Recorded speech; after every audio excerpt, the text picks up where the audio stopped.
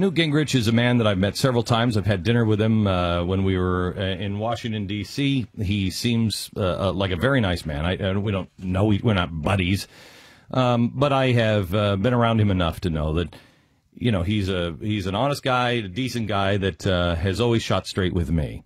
I want to make sure that you understand and that he understands that this is not a gotcha interview. I have serious concerns with Newt Gingrich, but it's not a gotcha interview. This is just, I'm asking questions because I truly, deeply care about the country, just as much as Newt Gingrich does.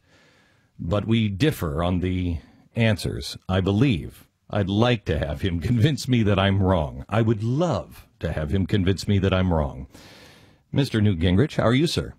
I'm doing well. How are you? I'm very good. Let's start with a piece of audio here where you were talking about health care, and you went down the progressive road with Theodore Roosevelt. And for government to not lead guarantees that you don't have the ability to change things. No private corporation has the purchasing power or the ability to reshape the health system. And in this sense, I guess I'm a Theodore Roosevelt Republican. In fact, if I were going to characterize on health where I come from, I'm a Theodore Roosevelt Republican, and I believe government can lead and that regulatory leading is okay. Regulation and the government scares the crap out of me, and I think most Tea Party kind of leaning conservatives. And Theodore Roosevelt was the guy who started the Progressive Party. How would you characterize your relationship with the progressive ideals of Theodore Roosevelt? Well, it depends on which phase of Roosevelt you're talking about. By 1912, he's become a big government, centralized power advocate running as a third-party candidate. But, for example, Roosevelt advocated the Food and Drug Act after he was eating, and this is supposedly the story, after he was eating sausage and eggs while reading Upton Sinclair's The Jungle, which has a scene in which a man falls into a vat at the sausage factory and becomes part of the sausage.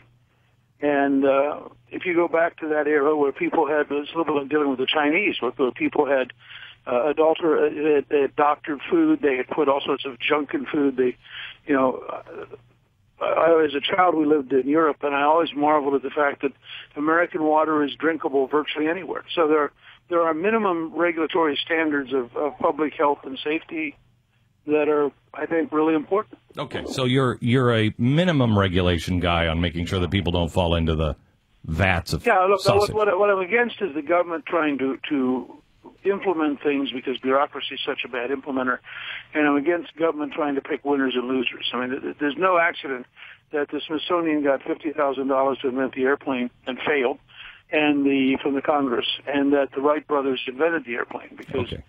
And so it all, but I do think, and I think almost everybody listening to us would agree, you want to make sure, for example, if you buy certain electric things, that they don't start fires in your house. Got it. That's Okay. that kind of thing. But you're not into picking winners and losers, so you would not have done the GM bailout. No, But, absolutely not. But, I think they would have. I would think they would be better off today. Remember, you can have a bankruptcy for reorganization, not for liquidation. Right, but you are. If they'd gone through a reorganization bankruptcy, they'd have been much better off than they are today. But you have selected a winner when you are for quite strongly the ethanol subsidies.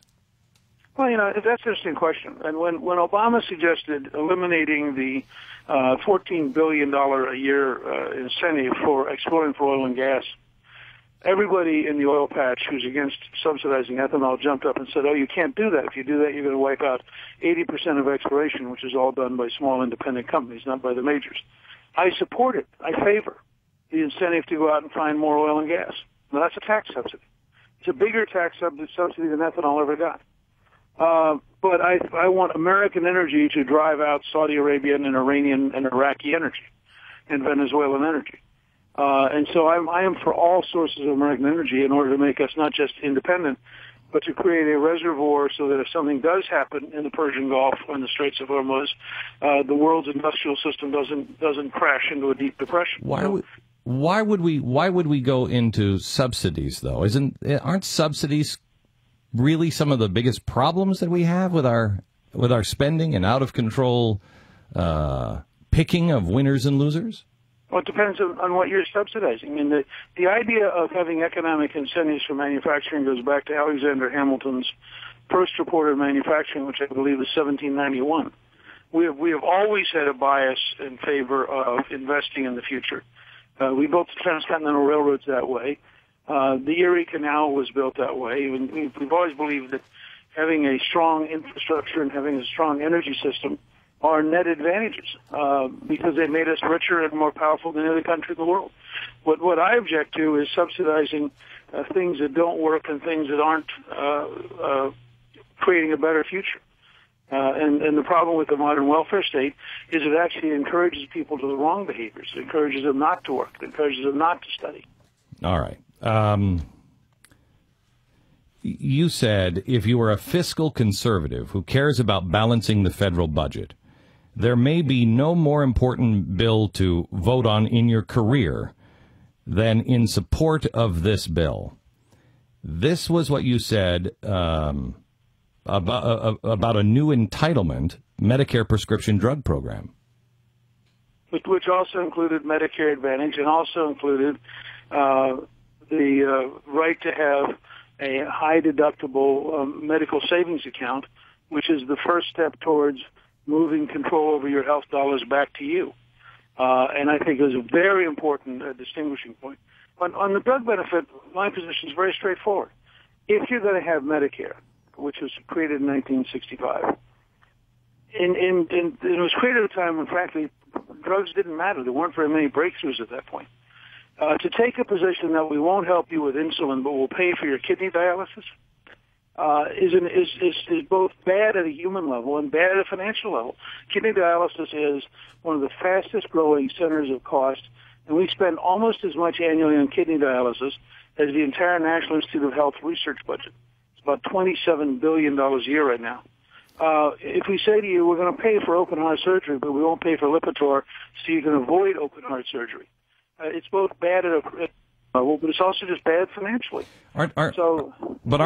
Aren't you starting with a false premise here? If we're going to have the Johnson Act, then we should do this. Isn't that starting with a false premise? Shouldn't we be going the other direction instead of building on? Which is why they had both Medicare Advantage, which is the first towards diversity and choice in Medicare, and it's why they put in the health savings account model, which is the first big step towards you being personally in charge of your own savings.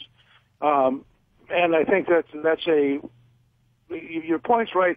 The question is, how do you manage the transition so it is politically doable? But you believe, no offense, but you believe voting for something that is you're trying to transition into smaller government by also supporting a bill that has in it a gigantic giveaway? Well, you've already given away. That's my point. I mean, I don't see how one defends not having the ability to avoid the requirement for surgery, which is what this is all about. And the question is, can you live longer and more independently and more healthily with the drug benefit than without it? And I think that you can make the argument, gee, we should abolish Medicare. You won't win that in the short run, so you're going to have Medicare. And the question in the short run is, so do you want to have a system that basically leaves people with bad outcomes, or do you want to, in fact, maximize how long they can live and how independently they can live? All right. And that's just a fundamental difference. GBTV. The truth lives here.